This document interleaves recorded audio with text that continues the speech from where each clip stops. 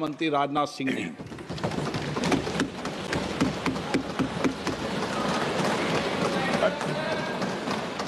अध्यक्ष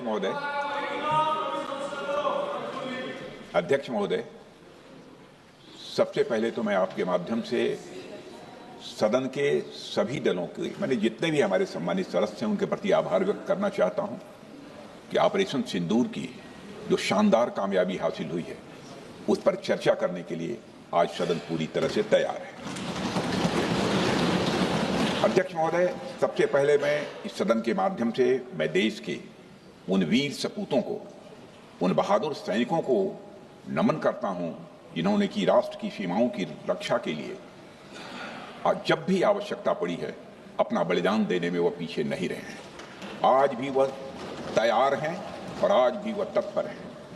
साथ ही मैं उन सैनिकों की स्मृति को भी अध्यक्ष महोदय नमन करता हूं जिन्होंने की भारत की एकता और अखंडता सुनिश्चित करने के लिए अपना सर्वस्व बलिदान कर दिया। मैं पूरे देश की तरफ से सेनाओं के सभी जवानों के प्रति कृतज्ञता व्यक्त करता हूं।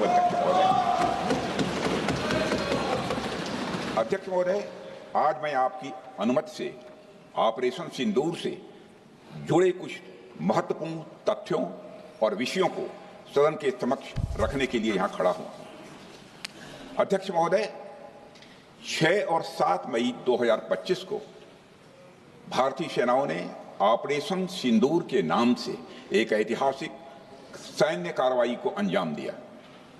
यह केवल एक सैन्य कार्रवाई नहीं थी, बल्कि यह भारत की संप्रभुता, उसकी अस्मिता, देश के नागरिकों के प्रति हमारी जिम्मेदारी और आतंकवाद के खिलाफ हमारी नीति का एक इफेक्टिव और डिसाइसिव डेमोन्स्ट्रेशन था। अध्यक्ष महोदय, जैसा इस सदन को जानकारी है, 22 अप्रैल 2025 को जम्मू कश्मीर के पहलगाम क्षेत्र में एक अमानवीय और कायराना आतंकी हमला हुआ।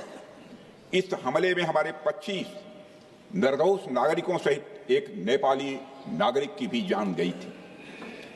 उन निर्दोष लोगों की जान उनका धर्म पूछ कर लिया गया। यह अपने आप में अमानवीयता का सबसे कुत्सित और सबसे घृणित उदाहरण था। यह घटना भारत की सहन शक्ति की सीमा की भी मैं मानता हूं परीक्षा थी। अध्यक्ष महोदय, इस हमले के तुरंत बाद हमारे प्रधानमंत्री श्री नरेंद्र मोदी जी ने तीनों सेनाओं के प्रमुखों की एक उच्च स्तरीय बैठक की और उन्हें छूट दी गई कि वे अपने विवेक, स्ट्रेटेजिक अंडरस्टैंडिंग और रीजनल सिक्योरिटी सिचुएशन को ध्यान में रखते हुए वह निर्णायक कार्रवाई करें। इसके बाद हमारे सैन्य नेतृत्व ने न केवल अपनी मैच्योरिटी दिखाई, बल्कि उस स्ट्रेटेजिक विजडम का भी परिचय दिया जिसकी उम्मीद भारत जैसी एक रिस्पॉन्सिबल पावर से की जाती है। अध्यक्ष महोदय, ऑपरेशन सिंदूर को अंजाम देने से पहले हमारी सेनाओं ने हर पहलू का बहुत ही गहराई के साथ अध्ययन किया। हमारे पास कई विकल्प थे, लेकिन हमने उस विकल्प को चुना जिसमें आतंकवादियों और उनके ठिकानों को अधिकतम नुकसान पहुंचे और जिसमें पाकिस्तान के आम नागरिक को कोई क्षति न होने पाए, इस बात की भी हम लोगों ने चिंता की। अध्यक्ष महोदय, हमारी सेनाओं द्वारा की गई वेल कोऑर्डिनेटेड स्ट्राइक्स ने 9 टेररिस्ट इंफ्रास्ट्रक्चर टारगेट्स को प्रिसीजन के साथ, सटीकता के साथ हिट किया और इस सैन्य कार्रवाई में एक अनुमान के अनुसार 100 से अधिक आतंकवादी, मैं बहुत संभल कर बोल रहा हूं अध्यक्ष महोदय, हमारी फिगर गलत ना होने पाए, फिगर इससे बहुत अधिक है। 100 से अधिक आतंकवादी, उनके ट्रेनर, उनके प्रशिक्षक, उनके हैंडलर लश्कर-ए तोयबा और हिजबुल मुजाहिदीन जैसे आतंकवादी संगठनों से संबंधित थे। ये वही आतंकी संगठन हैं जिन्होंने पाकिस्तान की सेना और ISI का जिन्हें खुला समर्थन प्राप्त है। अध्यक्ष महोदय, 7 मई 2025 को रात्रि 1:05 भारतीय सशस्त्र बलों ने ऑपरेशन सिंदूर प्रारंभ किया, जिसमें पाकिस्तान और पाक ऑक्युपाइड कश्मीर में भारत के खिलाफ आतंकी गतिविधियों से जुड़े 9 स्थानों को निशाना बनाया गया।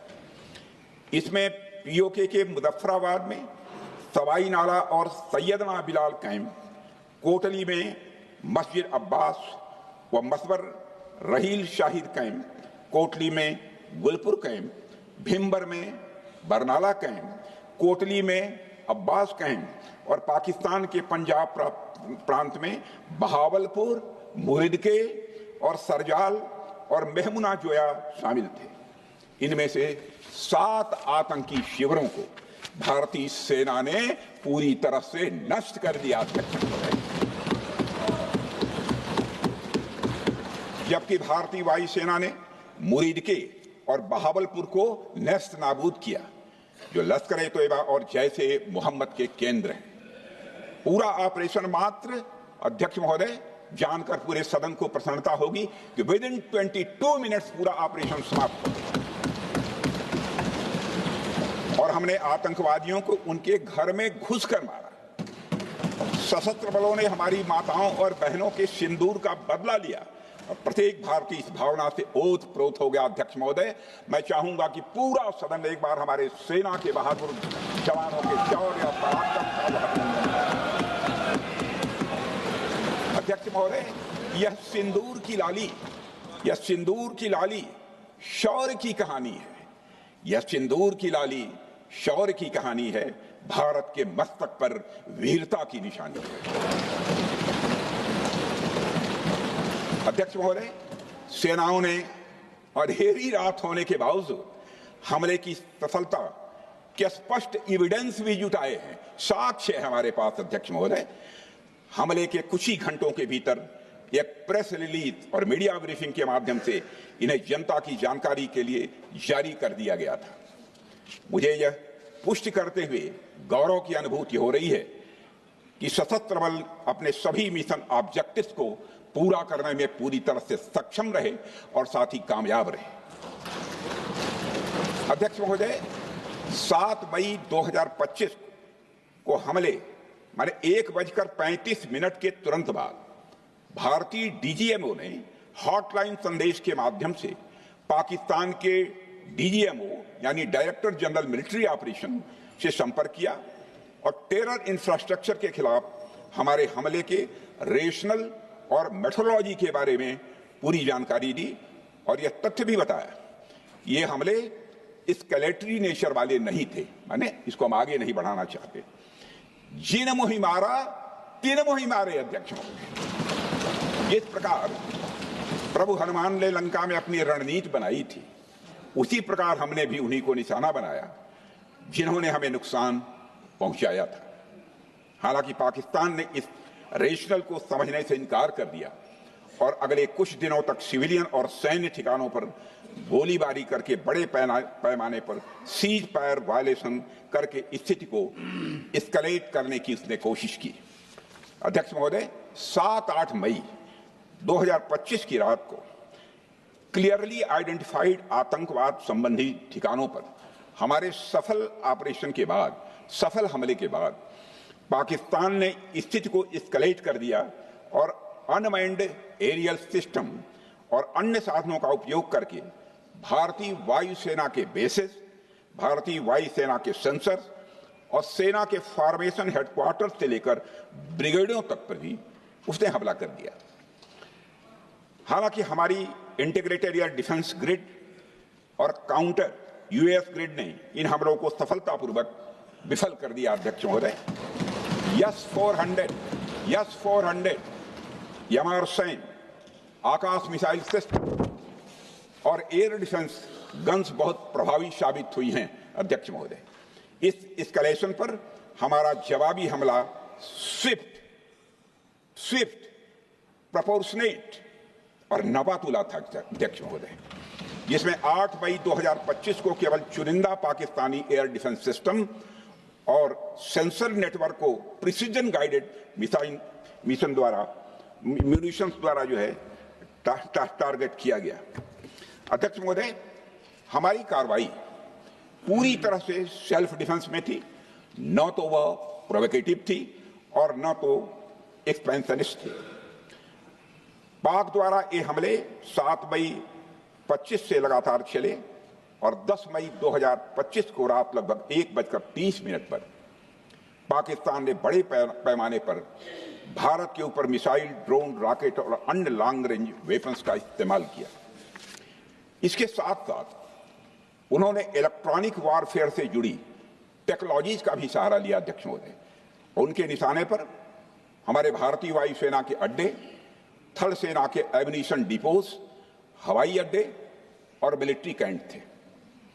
अध्यक्ष महोदय, यह कहते हुए मुझे गौरव की अनुभूति हो रही है कि हमारे air defence system, counter drone system और इलेक्ट्रॉनिक इक्विपमेंट्स ने पाकिस्तान के इस हमले को पूरी तरह से नाकाम कर दिया।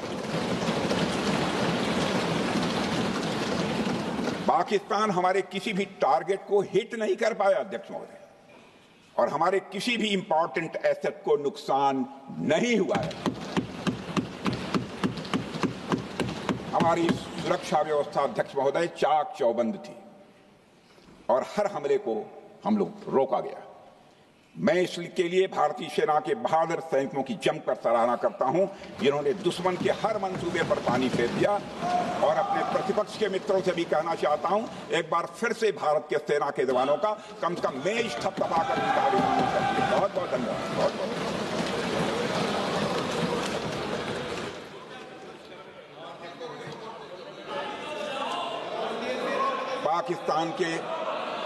पाकिस्तान के इस हमले के जवाब में हमारी कार्रवाई साहसिक थी, ठोस थी और प्रभावी थी। भारतीय वायुसेना ने वेस्टर्न फ्रंट पर पाकिस्तान के हवाई अड्डों, command and control systems, military infrastructures और एयर डिफेंस सिस्टम को निशाना बनाया और इस मिशन को हमारी सेनाओं ने सफलतापूर्वक अंजाम देने में कामयाबी हासिल की। अध्यक्ष महोदय, हमारी सेनाओं ने चकलाला, सरगोधा, रफीकी, रहीम यार खान, जैकबाबाद, सुक्कुर और भोलारी जैसे बड़े एयरबेस पर प्रहार किया और पूरी दुनिया ने भारतीय वायुसेना के शौर्य और पराक्रम की तस्वीर देखी।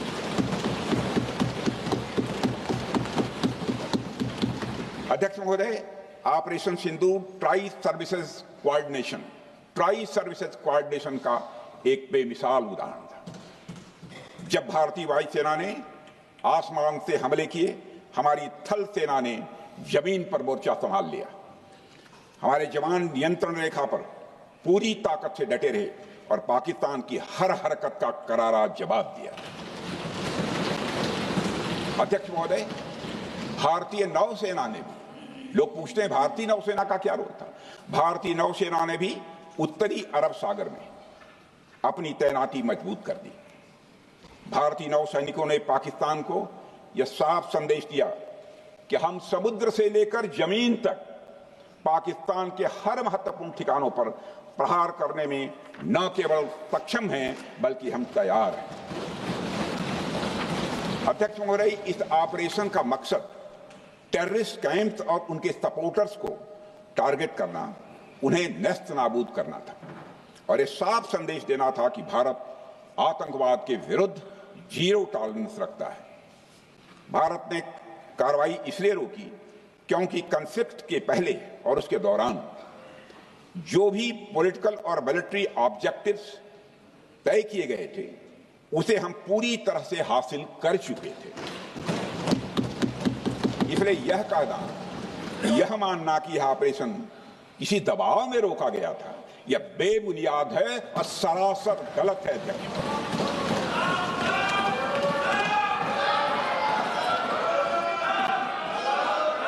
मैं सदन को फिर से आश्वस्त करना चाहता हूं, आपने राजनैतिक जीवन में अध्यक्ष महोदय, मैं आपके माध्यम से सदन को आश्वस्त करना चाहता हूं, अपने राजनीतिक जीवन में जानबूझकर कभी भी असत्य न बोलूं, इसकी भरपूर कोशिश की है मैंने, चाहे सदन हो अथवा सदन के बाहर। अध्यक्ष महोदय, मैं आपके माध्यम से सदन को यह भी अवगत कराना चाहता हूं।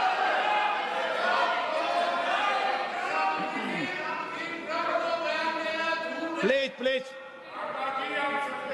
बैठिए। आप क्यों खड़े हैं? अध्यक्ष महोदय, मैं आपके माध्यम से सदन को यह भी अवगत कराना चाहूंगा कि सीमा पार करना या वहां की टेरिटरी कैप्चर करना इस ऑपरेशन का उद्देश्य नहीं था। ऑपरेशन सिंदूर प्रारंभ करने का मकसद था अध्यक्ष महोदय उन टेरर नर्सरीज को खत्म कर देना जिन्हें पाकिस्तान ने बरसों से पाला पोसा था, और यह ऑपरेशन उन मासूम परिवारों को न्याय दिलाने के लिए लॉन्च किया गया था जिन्होंने पाक स्पॉन्सर्ड टेररिस्ट अटैक्स में अपने प्रियजनों को खोया था। हमारी सेनाओं ने सिर्फ उनको टारगेट किया जो इन आतंकियों को सपोर्ट करते हुए भारत पर हमला करने की कोशिश में लगातार शामिल थे। अध्यक्ष महोदय, ऑपरेशन सिंदूर का ओवरऑल पॉलिटिको मिलिट्री ऑब्जेक्टिव यह था कि आतंकवाद के रूप में प्रॉक्सी वार लड़ रहे पाकिस्तान को सजा दी जाए, और इसी वजह से आर्म फोर्सेस को पूरी आजादी दी गई थी कि वे अपने टारगेट खुद चुनें और करारा जवाब दें। और इस ऑपरेशन का उद्देश्य कोई भी युद्ध छेड़ना नहीं था, बल्कि फोर्स के डिमॉन्स्ट्रेटिव यूज से एडवर्सरी को झुकने के लिए मजबूर करना था। 10 मई की सुबह जब भारतीय वायुसेना ने पाकिस्तान की मल्टीपल एयरफील्ड पर करारा प्रहार किया तो पाकिस्तान ने हार मान ली है अध्यक्ष महोदय, और हॉस्टिलिटी रोकने की कोशिश की। अब रोक दीजिए महाराज। उन्होंने एक कोशिश की, हमारे डीएमओ से बात की, महाराज अब रोक दीजिए, बहुत हो गया। यह पेशकश इस कैबिनेट के साथ स्वीकार की गई थी। सुने, रुकिए तो रुकिए, बता दूंगा,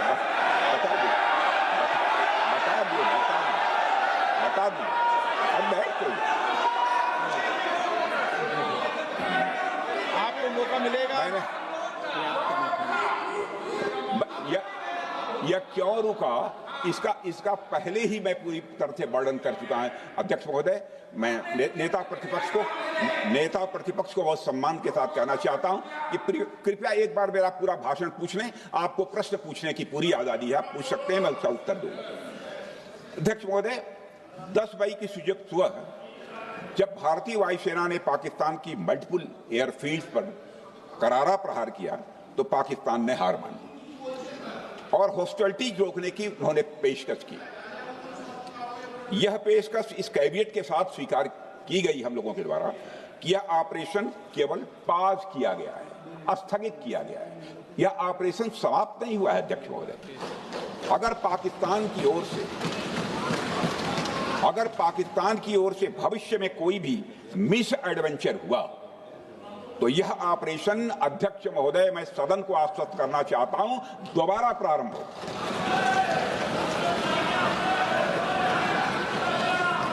अध्यक्ष महोदय, भारतीय वायुसेना के जबरदस्त हमलों, नियंत्रण रेखा पर थल सेना की मजबूत जवाबी कार्रवाई और नौसेना के हमलों के डर ने पाकिस्तान को झुकने के लिए मजबूर कर दिया अध्यक्ष महोदय। और पाकिस्तान की हार उनकी एक सामान्य विफलता नहीं थी, बल्कि यह उसके सैन्य बल और मनोबल या दोनों की एक हार थी। 10 मई को पाकिस्तान के डीजीएमओ ने भारत के डीजीएमओ से संपर्क किया और सैन्य कार्रवाइयों को रोकने की अपील की।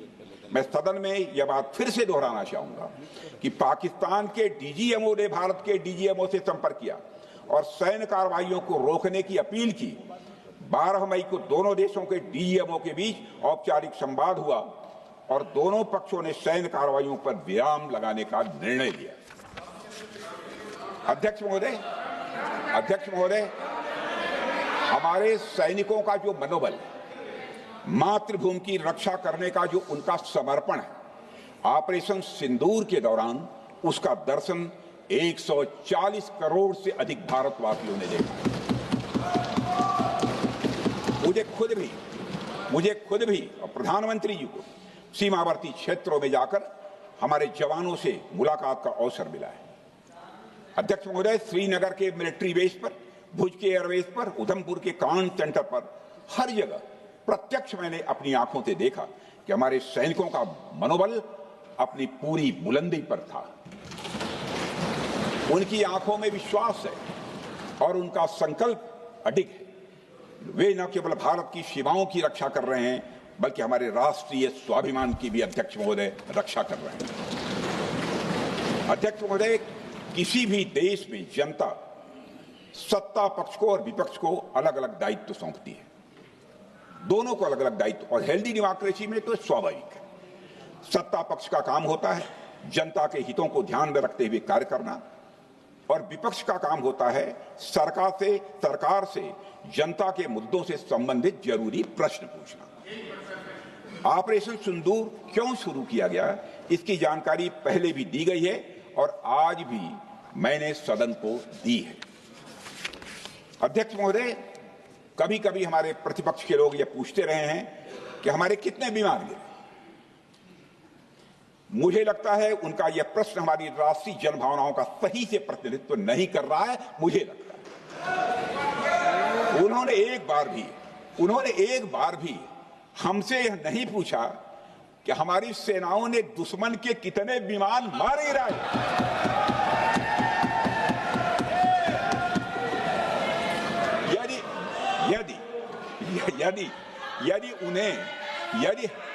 यदि उन्हें प्रश्न पूछना ही है अध्यक्ष महोदय, तो उनका प्रश्न यह होना चाहिए, क्या भारत ने आतंकवादी ठिकानों को तबाह किया?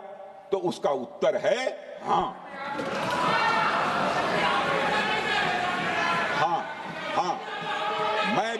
मैं विपक्ष के सम्मानित साथियों से कहना चाहता हूं कि आपको प्रश्न पूछना है तो यह प्रश्न पूछिए, क्या ऑपरेशन सिंदूर सफल रहा? तो उसका उत्तर है हाँ।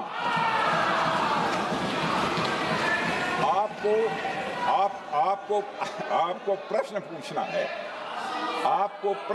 है तो यह प्रश्न पूछिए कि जिन आतंकियों ने हमारी बहनों, हमारी बेटियों का सिंदूर मिटाया, क्या हमारी सेनाओं ने ऑपरेशन सिंदूर में उन आतंकियों के आकाओं को मिटाया? तो इसका उत्तर है हाँ। और आपको प्रश्न पूछना है तो यह पूछिए कि इस ऑपरेशन में क्या हमारे जाबाज सैनिकों को कोई क्षति हुई है? तो उसका उत्तर है नहीं। अध्यक्ष महोदय, लक्ष्य जब बड़े हो तो अपेक्षाकृत छोटे मुद्दों पर हमारा ध्यान नहीं जाना चाहिए। लक्ष्य बड़े हों तो छोटे मुद्दों पर, अपेक्षाकृत जो छोटे मुद्दे होते हैं कंपैरेटिवली, उन पर ध्यान नहीं जाना चाहिए, क्योंकि छोटे मुद्दों पर ही ध्यान देते रहने से देश की सुरक्षा और सैनिकों के सम्मान और उत्साह जैसे बड़े मुद्दों से ध्यान हट सकता है, जैसा कि विपक्ष के हमारे कुछ साथियों के साथ हो रहा है। अब चूंकि विपक्ष के मित्र ऑपरेशन सिंदूर को लेकर उचित प्रश्न नहीं पूछ पा रहे हैं, तो उन्हें मैं क्या बताऊं अध्यक्ष महोदय। मैं लगभग 4 डिकेड से अधिक समय से राजनीति में, सत्ता पक्ष हो या विपक्ष हो, अपनी पार्टी हो या दूसरी पार्टी हो, कभी भी किसी के साथ दलगत राजनीति को मैंने शत्रुतापूर्ण तरीके से जिंदगी में नहीं देखा है मैंने अध्यक्ष महोदय।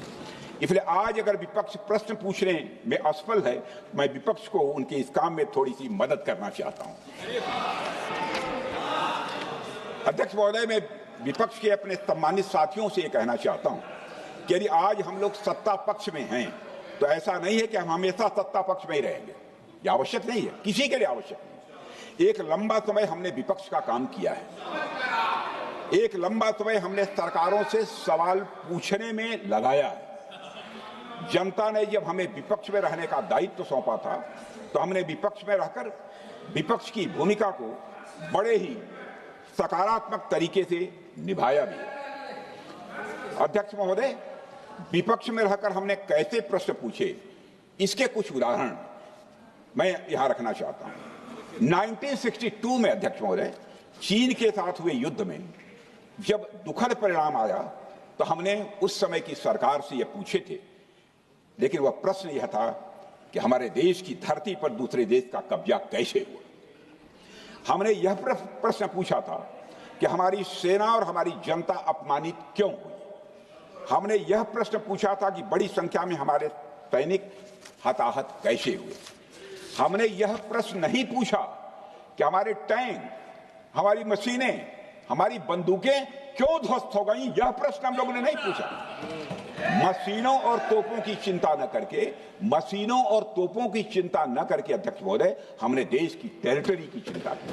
हमने देश के सैनिकों की। इसी तरह 71 के युद्ध में, 71 के युद्ध में जब हमने पाकिस्तान को सबक सिखाया, मैं उस समय की सरकार को मैं बधाई देना चाहता हूं। हमने अपने राजनीतिक और सैन्य नेतृत्व की प्रशंसा की। हमने ये नहीं देखा कि किस दल की सरकार है, किस विचारधारा की सरकार है, इसकी चिंता नहीं की कभी। हमारे नेता अटल बिहारी वाजपेयी ने संसद में खड़े होकर उस समय के नेतृत्व की प्रशंसा की थी। हमने इस बात की खुशी जाहिर कि हमने अपने शत्रु को सबक सिखाया। हमने उस दौरान यह प्रश्न नहीं पूछा कि सबक सिखाने के दौरान में भारत के कितने प्लेन्स गिरे, भारत के कितने इक्विपमेंट्स बर्बाद हुए। यह प्रश्न अध्यक्ष महोदय उस समय भी हम लोगों ने नहीं पूछा। अध्यक्ष महोदय, यदि मैं इसे और भी प्रैक्टिकल तरीके से समझाऊं, तो किसी भी परीक्षा के परिणाम में रिजल्ट मैटर करता है। यदि किसी परीक्षा में कोई बच्चा अच्छे मार्क्स लेकर आ रहा है, तो हमारे लिए उसके मार्क्स मैटर करने चाहिए। हमें इस बात का ध्यान नहीं रखना चाहिए कि एग्जाम के दौरान उसकी पेंसिल टूट गई थी या उसकी पेन खो गई।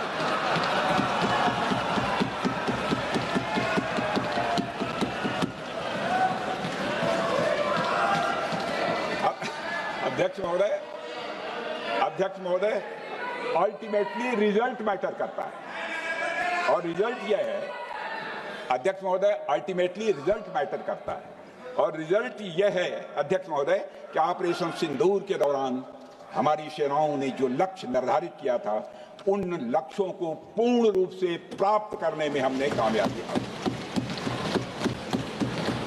अध्यक्ष महोदय, भारत हमेशा से पाकिस्तान सहित अपने पड़ोसी देशों से मित्रता और सहयोगपूर्ण संबंध का सदैव इच्छुक रहा है। इसके लिए भारत की सभी सरकारों ने ईमानदारी से प्रयास भी किए हैं। वह चाहे आदरणीय लाल बहादुर शास्त्री जी हों, या अटल बिहारी वाजपेयी जी हों, या हमारे स्वर्गीय मनमोहन सिंह जी हों, या प्रधानमंत्री श्री नरेंद्र मोदी जी, सभी ने हमेशा चाहा है कि इस इलाके में शांति और समृद्धि बनी रहे। सभी ने यह चाहा। अध्यक्ष महोदय, यह बात हमारी सिविलाइजेशनल वैल्यूज के साथ मेल खाती है, इसलिए ऐसा हुआ। अध्यक्ष महोदय, पूरा विश्व जानता है कि पूर्व प्रधानमंत्री से अटल बिहारी वाजपेयी जी ने शांति का संदेश लेकर 1999 में लाहौर बस यात्रा की थी। वह सिर्फ एक यात्रा नहीं थी, वह यात्रा भारत की संस्कृति और शांति की प्रतीक थी। यह हमारे भारत की प्रकृति थी। लाहौर पहुंचकर अटल बिहारी वाजपेयी जी ने मीनारे पाकिस्तान पर विजिटर्स रूप में जो लिखा था, जिसका जिक्र लोग आज भी करते हैं, और उन्होंने लिखा था, उसकी मैं चर्चा करता हूं। उन्होंने लिखा था कि मीनारे पाकिस्तान से मैं पाकिस्तान की जनता को यह विश्वास दिलाना चाहता हूं कि भारत अस्थायी शांति और मित्रता का आकांक्षी है। मैंने पहले भी कहा है और फिर भी कहता हूं, एक स्थिर और समृद्ध पाकिस्तान भारत के हित में है, इसमें कोई संदेह नहीं होना चाहिए। अध्यक्ष महोदय, यह हमारी सोच थी, यह हमारी शांति की पहल थी। यह पहल हमारी हजारों साल पुरानी सांस्कृतिक चेतना, हमारी नैतिक शक्ति और हमारी सभ्यता के उन मूल्यों से निकली थी जो शांति को शक्ति मानती है। अध्यक्ष महोदय, लेकिन हमारे शांति के प्रयास को हमारी नाइविटी, उदारता या सरलता समझ लिया गया। जब हम शांति के लिए कदम बढ़ा रहे थे, उसी वक्त पाकिस्तान कारगिल में घुसपैठ की साजिश रच रहा था। हम दोस्ती के राह पर थे तो वो षड्यंत्र की राह पर थे। जब हम मामला खुलकर सामने आया तो हमारे वीर सैनिकों ने इस घुसपैठ के खिलाफ कार्रवाई करना प्रारंभ किया। और जब भारत की जीत सामने दिखाई दे रही थी तो पाकिस्तान ने परमाणु युद्ध की धमकी दे डाली। अध्यक्ष महोदय, तब हमारे प्रधानमंत्री, तत्कालीन प्रधानमंत्री आदरणीय अटल बिहारी वाजपेयी जी ने कहा था, पाक सेना के परमाणु हमले से भारत का तो कुछ नहीं बिगड़ेगा, लेकिन पाकिस्तान दूसरे दिन का सूरज नहीं देख पाएगा।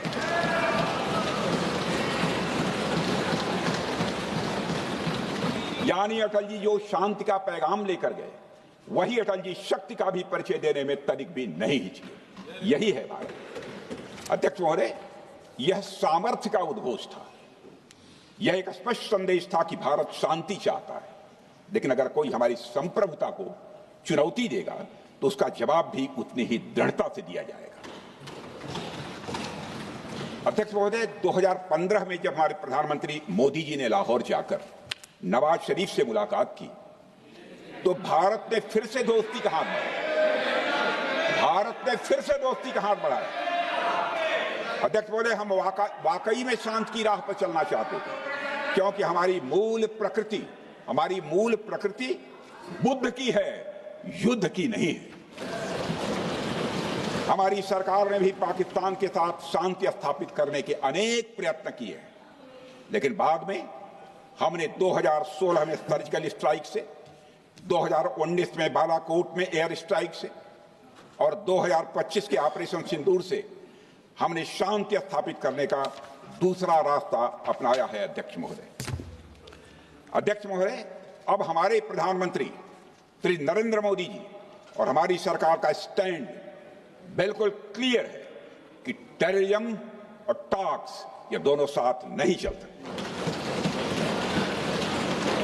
क्योंकि सभ्य मुल्कों के बीच बातचीत होती है। अध्यक्ष महोदय, लोकतांत्रिक देशों में बातचीत होती है, पर एक ऐसा देश जिसके वजूद में लोकतंत्र का एक कतरा भी न हो और सिर्फ रिलीजियस फैनेटिसिज्म, टेररिज्म और हेट्रेड अगेंस्ट इंडिया हो, उसके साथ संवाद किसी भी सूरत में नहीं किया जा सकता, क्योंकि टेररिज्म की भाषा जो अध्यक्ष महोदय होती है वह खून, डर और नफरत है, संवाद नहीं। गोलियों की आवाज में संवाद की आवाज दब जाती है। जहां खून बहता है वहां बातचीत की गुंजाइश अध्यक्ष महोदय नहीं बचती। अध्यक्ष महोदय, पाकिस्तान की वर्तमान स्थिति अब जग जाहिर है। जिस देश ने आतंक को अपनी विदेश नीति का औजार बना लिया, वह अंततः अपने ही जाल में फंस जाता है।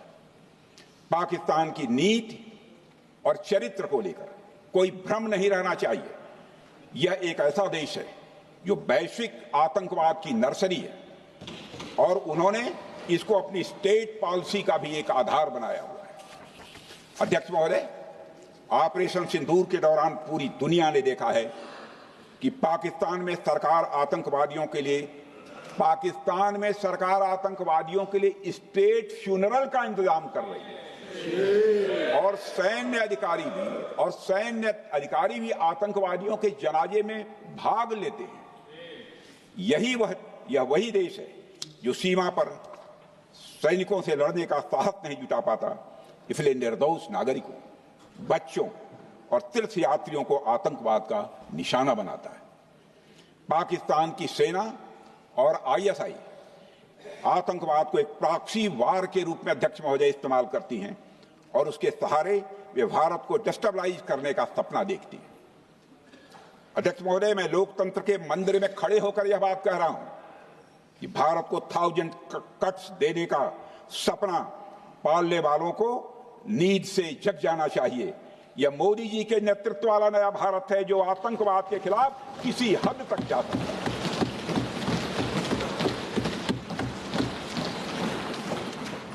अध्यक्ष महोदय, आप भारत का इतिहास जानते हैं। देखिए, हमने कभी भी किसी की 1 इंच जमीन पर आज तक कभी कब्जा नहीं किया है। हम यह भी जानते हैं कि युद्ध अपनी बराबरी वालों से करना चाहिए। ऐसा गोस्वामी तुलसीदास जी ने लिखा है और गोस्वामी तुलसीदास जी कहते हैं कि नीति ऐसी ही होनी चाहिए, प्रीति और बैर बराबरी वाले से ही करनी चाहिए। शेर यदि मेढकों को मारे तो उसका बहुत अच्छा संदेश नहीं आता है अध्यक्ष महोदय। और अध्यक्ष महोदय, हमारे देश की सेना शेर है।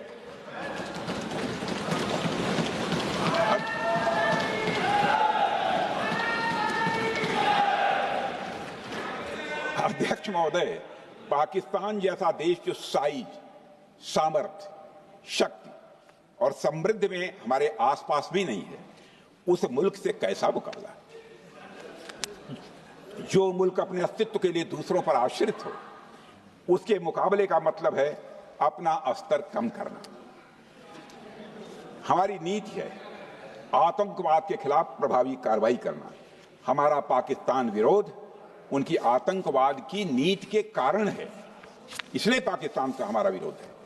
अध्यक्ष महोदय, हम अगर शांति की आशा के लिए हाथ बढ़ाना जानते हैं तो अशांति फैलाने वाले हाथों को उखाड़ना भी जानते हैं। अध्यक्ष महोदय, अगर शांति के प्रयास करना हम जानते हैं तो दुष्टों को जो भाषा समझ में आए उसी भाषा में समझाना भी जानते हैं।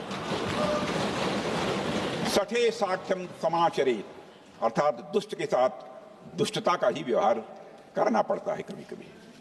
अध्यक्ष महोदय, हमने भगवान कृष्ण से सीखा है कि शिशुपाल की 100 गलतियां माफ की जा सकती हैं, पर अंत में धर्म की रक्षा के लिए सुदर्शन चक्र उठाना ही पड़ता है। हमने पार्लियामेंट का अटैक सहा है अध्यक्ष महोदय, 2001 का मुंबई अटैक सहा है, झेला है, लेकिन अब हमने कह दिया है इनफ इज इनफ। अब हमने सुदर्शन चक्र उठा लिया है अध्यक्ष महोदय। अध्यक्ष महोदय, हमारी प्रवृत्ति भगवान राम और भगवान कृष्ण से प्रेरित है, जो हमें शौर्य भी सिखाती है और धैर्य भी सिखाती है। इस सीख का अध्यक्ष महोदय, इस सीख का हम प्रधानमंत्री नरेंद्र मोदी जी के नेतृत्व में हमारी विदेश और अपनी रक्षा नीति में सीधा प्रयोग कर रहे हैं। आज भारत पहले दोस्ती का हाथ बढ़ाता है, लेकिन अगर कोई देश धोखा दे तो उसकी कलाई भी मरोड़ना जानता है। अध्यक्ष महोदय, हमारी नीति स्पष्ट है कि हमने एक समय लाहौर बस यात्रा की भाषा में बात की थी, तो पाकिस्तान ने हमारी उस भाषा को नहीं समझा, तो अब हम उन्हें बालाकोट स्ट्राइक की भाषा में जवाब देंगे। अध्यक्ष महोदय, भारत के लिए शांति हमारी प्रायोरिटी है, हमारी प्राथमिकता है और हमारी शक्ति उसका आधार है। भारत के लिए शांति प्राथमिकता है और हमारी शक्ति उसका आधार है। यह शक्ति हमारे सामर्थ्य से पैदा हुई है अध्यक्ष महोदय, और यह सामर्थ्य पिछले 11 साल में कई गुना बढ़ गया है। मैं ये नहीं कहता हूं पहले नहीं था, पहले था, लेकिन अब कई गुना बढ़ गया है।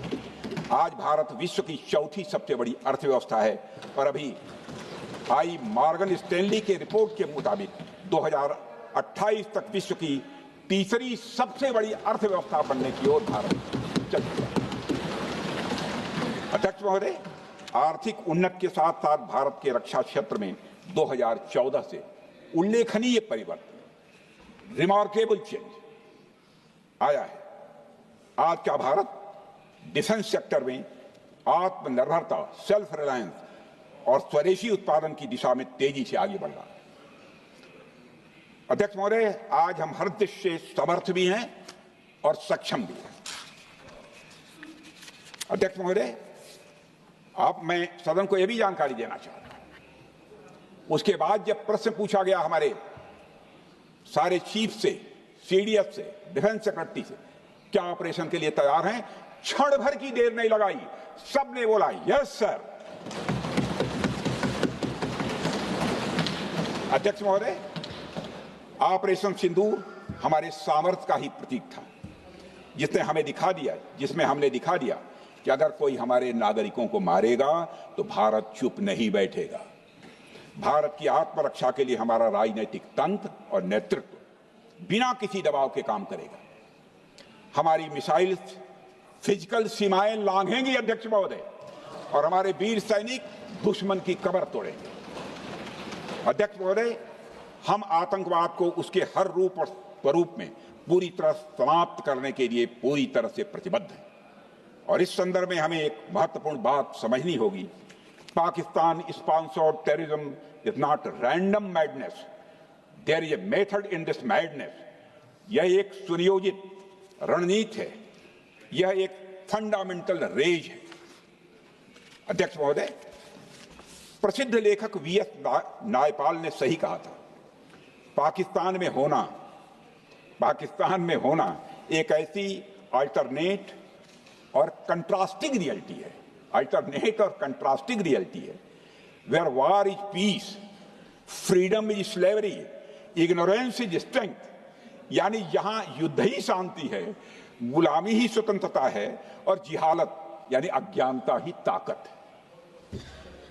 अध्यक्ष महोदय, इसलिए पाकिस्तान द्वारा प्रायोजित आतंकवाद कोई पागलपन नहीं है। पाकिस्तान द्वारा प्रायोजित आतंकवाद कोई पागलपन नहीं है, यह एक सोची समझी साजिश का हिस्सा है। यह एक ऐसी प्रक्रिया है जो आतंक को एक पॉलिटिकल टूल की तरह इस्तेमाल करती है। यह सिर्फ आतंकवाद नहीं, यह एक टूल किट है, एक ऐसा टूल किट जिसे पाकिस्तान की सेना और उसकी एजेंसियां एक नीति की तरह अपनाए हुए हैं। This tool kit is in opposition to civilized code of conduct that the rest of the world prefers to abide by. यानी यह टूल किट उस सिविलाइज्ड कोड ऑफ कंडक्ट के खिलाफ है जिसे दुनिया का हर जिम्मेदार देश मानता है। अध्यक्ष महोदय, यह एक कट्टरपंथी सोच की उपज है जिसमें सहिष्णुता के लिए कोई जगह नहीं।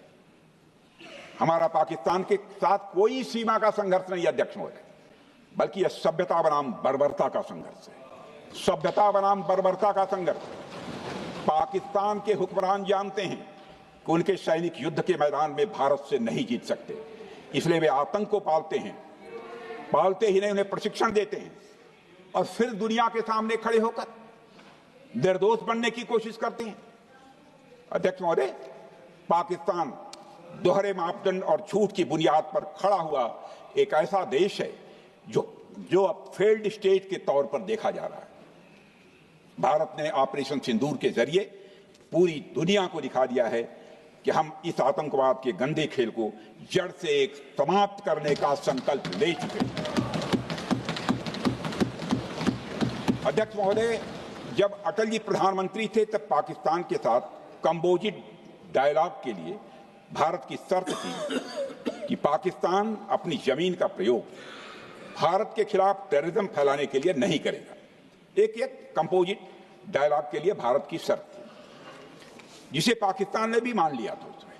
लेकिन दुर्भाग्य से 2009 में शर्म एल शेख में तत्कालीन सरकार ने एक बड़ी भूल की, जब कंपोजिट डायलॉग प्रोसेस से पाकिस्तान प्रायोजित आतंकवाद को डीलिंक कर दिया गया। यानी बातचीत जारी रखने के लिए पाकिस्तान द्वारा अपनी जमीन को आतंकवाद के लिए प्रयोग न करने की शर्त को ही डाइल्यूट कर दिया गया। मैं मानता हूं यह भारत की स्ट्रेटेजिक पोजीशनिंग को कमजोर करने वाला एक कदम था। अध्यक्ष महोदय, ऐसी ही एक और गंभीर चूक तत्कालीन सरकार ने 2006 में हवाना में भी हुई थी, जब पाकिस्तान को आतंकवाद का विक्टिम माना गया और एक ज्वाइंट एंटी टेरर मैकेनिज्म बनाने पर सहमति भी हुई थी। 2006 की बात कर रहा हूं।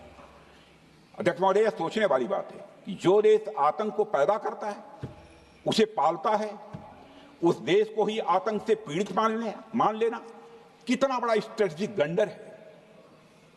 अध्यक्ष महोदय, आतंकवाद के खिलाफ हमारी लड़ाई अब केवल सीमा पर नहीं है, बल्कि वैचारिक मोर्चों पर भी लड़ी जा रही है। इसी उद्देश्य से प्रधानमंत्री जी कई हाई लेवल डेलीगेशंस का गठन भी उन्होंने किया था, जिसमें हमारे लगभग अधिकांश दलों के सम्मानित सदस्य उसमें शामिल थे।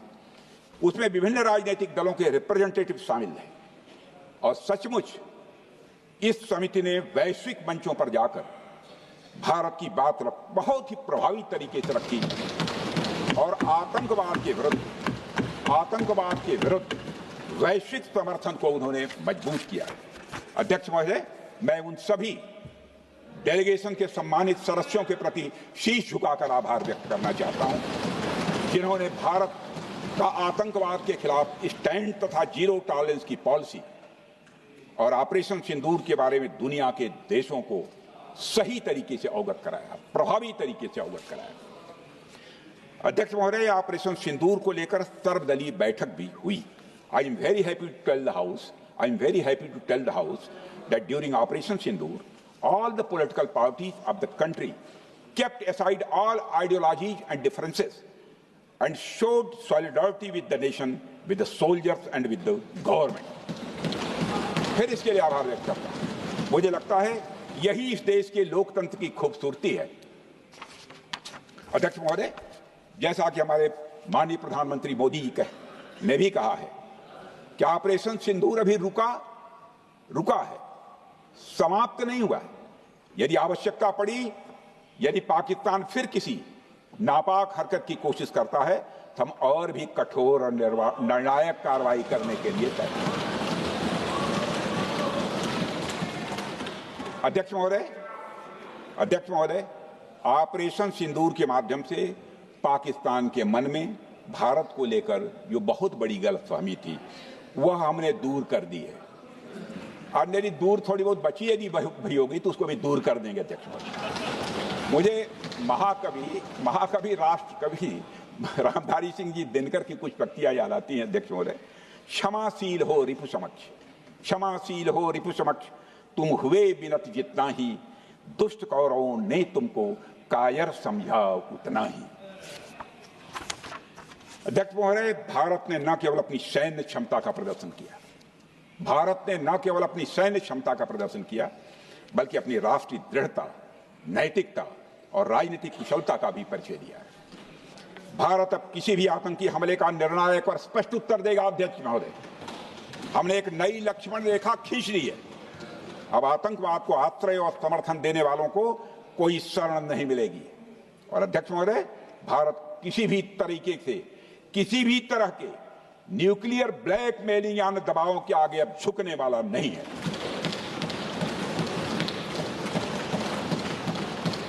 अध्यक्ष महोदय, ऑपरेशन सिंदूर के माध्यम से जो हमने किया और उससे पहले सर्जिकल स्ट्राइक और एयर स्ट्राइक के जरिए जो संदेश दिया गया वह बहुत पहले ही हो जाना चाहिए, लेकिन जो होता है समय पर ही होता है। अध्यक्ष महोदय, हमारी सरकार ने आतंकवाद के खिलाफ हमारी जीरो टॉलरेंस की नीति को दुनिया के हर मंच पर पूरी तरह से स्पष्ट कर दिया है और हम उस पर कोई समझौता किसी भी सूरत में नहीं करने वाले हैं। अभी कुछ सप्ताह पहले मुझे शंघाई कोऑपरेशन ऑर्गेनाइजेशन की डिफेंस मिनिस्टर्स मीटिंग में जाने का अवसर मिला था। वहां जो डिक्लेरेशन तैयार किया जा रहा था उसमें आतंकवाद पर भारत का स्टैंड डाइल्यूट हो रहा था। हमने साफ कह दिया कि जब तक आतंकवाद के मुद्दे पर भारत का स्टैंड रखा नहीं जाएगा, हम किसी ज्वाइंट स्टेटमेंट पर साइन नहीं करेंगे और इसकी वजह से वहां कोई ज्वाइंट स्टेटमेंट नहीं आया। अध्यक्ष महोदय, इसका परिणाम क्या? अब देखिए, हमारे प्रधानमंत्री जी ब्रिक्स की बैठक में ब्राजील गए, करिश्मा किया है हमारे प्रधानमंत्री। तो चीन की मौजूदगी में जो ज्वाइंट डिक्लेरेशन आया उसमें जम्मू और कश्मीर में हुए आतंकी हमले को कंडेम भी किया गया। यह प्रधानमंत्री ने करिश्मा करके दिखाया, यानी भारत की बात अंततः मानी गई। और यह ब्रिक्स सम्मेलन के इतिहास में पहली बार हुआ जब जम्मू एवं कश्मीर में हुए किसी आतंकी घटना को खुलकर कंडेम किया गया। मैं इस सदन को याद दिलाना चाहता हूं, 2008 में मुंबई में इतनी बड़ी आतंकी घटना हुई, मगर उस समय की सरकार को जो प्रभावी कार्रवाई करनी चाहिए थी वो नहीं हो पाई। लेकिन उसमें सबसे दुखद और आश्चर्य की बात है, कई वर्ल्ड फोरम, इंटरनेशनल फोरम पर जो उसका कंडेमनेशन होना चाहिए, जो उसकी निंदा की जानी चाहिए, वह भी जितना होना चाहिए नहीं हो पाया। अध्यक्ष, यदि आप उस घटना के बाद हुए ब्रिक्स सम्मेलन के डॉक्यूमेंट्स उठाकर देख लीजिए, मुंबई आतंकी हमले का कहीं जिक्र भी नहीं है। और अध्यक्ष महोदय, जब केंद्र में प्रधानमंत्री मोदी जी के नेतृत्व में सरकार बनी, तब जाकर कहीं के हालात कुछ बदलने शुरू हुए और साल 2017 में हुए ब्रिक्स सम्मेलन में पहली बार 2017 में हुए ब्रिक्स सम्मेलन में पहली बार आतंकवाद से लश्कर और जैश जैसे आतंकवादी संगठनों को जोड़ा गया। यह भी अपने में करिश्माई काम था। यह परिस्थिति इसलिए बनी क्योंकि इसके ठीक एक साल पहले उरी की घटना के भारत की सेनाओं ने सीमा पर जाकर सर्जिकल स्ट्राइक की थी। हमने दुनिया को बताया कि आतंकवाद के खिलाफ हम सरहद के इस पार भी मारेंगे और जरूरत पड़ी तो आतंकियों के घर में घुसकर भी मारेंगे। यह बदलाव प्रधानमंत्री मोदी जी के नेतृत्व में आया। अध्यक्ष महोदय, यह वही नीति है जो पहले की सरकारों को भी अपनानी चाहिए थी। उन सरकारों को जिनके शासनकाल में भारत ने सबसे भीषण आतंकी हमलों का सामना किया, जिनमें 2008 का मुंबई हमला आज भी हर हिंदुस्तानी के जेहन में बैठा हुआ है, जिंदा है, एक न भूलने वाली त्रासदी के रूप में जिंदा है। अध्यक्ष महोदय, मैं श्री प्रणब मुखर्जी जी ने अपनी किताब द कोलिशन ईयर्स में लिखा है, मेरे पास है भी वो, कोलिशन ईयर्स में लिखा है कि जब मुंबई अटैक हुआ था, प्रणोदा ने लिखा है, जब मुंबई अटैक हुआ था, India had evidence that the terrorist came from Karachi port. Pakistan के नॉन स्टेट एक्टर्स के बहाने पूरी दुनिया में को पूरी दुनिया में कोई मान नहीं रहा था। उन्होंने लिखा है प्रणोदा ने, and I quote, amid heated debates within the cabinet, there was a demand for military intervention which I rejected। यह उन्होंने लिखा, मैंने नहीं लिखा है, अनकोट। अध्यक्ष महोदय, भारतीय विदेश सेवा के एक वरिष्ठ अधिकारी ने भी अपनी किताब में इस बात की पुष्टि की है, जिनका नाम है अजय विसारिया, और वो शायद फॉरेन सेक्रेटरी थे, कि मुंबई हमले के तुरंत बाद एक उच्च स्तरीय बैठक हुई थी जिसमें तत्कालीन विदेश मंत्री प्रणोदा ने पूछा व्हाट शुड बी डन। तो विदेश सचिव शिवशंकर मेनन जी ने सुझाव दिया कि भारत मोरदके में लश्कर ए तोयबा के मुख्यालय पर क्रूज मिसाइल से हमला कर सकता है। यह सुनकर प्रणोदा ने चश्मा उतारकर साफ किया और सभी अधिकारियों को धन्यवाद देकर बैठक समाप्त कर दिया। अध्यक्ष महोदय, उस समय की सरकार ने जो सही समझा वो किया, पर मैं मानता हूं कि अगर तब की सरकार ने भी 2016 सर्जिकल स्ट्राइक, 2019 एयर स्ट्राइक जैसे निर्णायक और कठोर कदम उठाए होते तो पाकिस्तान की स्ट्रेटेजिक कैलकुलस बदल सकती थी। एक पावरफुल और डिसाइसिव एक्शन पाकिस्तान और उनकी सेना के द्वारा इस 500 टेररिस्ट ऑर्गेनाइजेशंस के लिए बड़ा डिसइंसेंटिव साबित हो सकती थी। अध्यक्ष महोदय, 2008 में मुंबई हमलों के बाद उस समय की सरकार ने सिर्फ बातचीत का मार्ग चुना था। मैं स्पष्ट करना चाहता हूं, यह कोई आलोचना नहीं है अध्यक्ष महोदय, न उस सरकार की, न उस समय के प्रधानमंत्री की, और न ही उन नेताओं की। उस समय की लीडरशिप को जो सही लगा उन्होंने वह निर्णय लिया। अध्यक्ष महोदय, बस मैं इतना ही कहना चाहता हूं कि आज का भारत अलग सोचता है और अलग तरीके से काम करता है। हमारा मानना है यह आपका प्रतिद्वंदी आतंक को रणनीति बना चुका हो और बातचीत की भाषा नहीं समझता हो तो standing firm and being decisive के अलावा कोई विकल्प नहीं बचता है। अध्यक्ष महोदय, आज हमारे प्रधानमंत्री मोदी जी के नेतृत्व में भारत वह देश नहीं रहा जो पहले था। Two-day doziers have been replaced by decisive action. Two-day doziers have been replaced by decisive action. आज भारत सहता नहीं है, भारत जवाब देता है। अध्यक्ष महोदय, आज भारत आतंक की जड़ तक जाता है और उसे उखाड़ फेंकने का सामर्थ्य रखता है। अध्यक्ष महोदय, मैं इस सदन को और देश की जनता को यह विश्वास दिलाना चाहता हूं कि हमारी सरकार, हमारी सेनाएं और हमारी लोकतांत्रिक संस्थाएं सब मिलकर, हम और ये सारे लोग सभी मिलकर देश की एकता, अखंडता और सुरक्षा के लिए जो भी कदम उठाना आवश्यक होगा वह कदम उठाएंगे और उसके प्रति हम पूरी तरह से कमिटेड हैं। अध्यक्ष महोदय, अंत में मैं केवल इतना ही कहना चाहता हूं, यह समय एकजुट होकर अपनी सुरक्षा, संप्रभुता और आत्मसम्मान की रक्षा के संकल्प को और अधिक मजबूत करने का है। हमें यह याद रखना होगा कि हमारी सामाजिक और राजनीतिक एकता ही यह हमारी सबसे बड़ी ताकत है। अध्यक्ष महोदय, आतंकवाद को समर्थन देने वालों को यह स्पष्ट संदेश चला गया है कि भारत अपनी मातृभूमि की रक्षा के लिए पूरी तरह से संकल्पबद्ध है। आइए हम सभी दलगत भाव से ऊपर उठकर संगवरध्वम के मंत्र से प्रेरणा लेकर एक साथ खड़े हो जाएं और हम इस राष्ट्रीय संकल्प को मजबूत करें।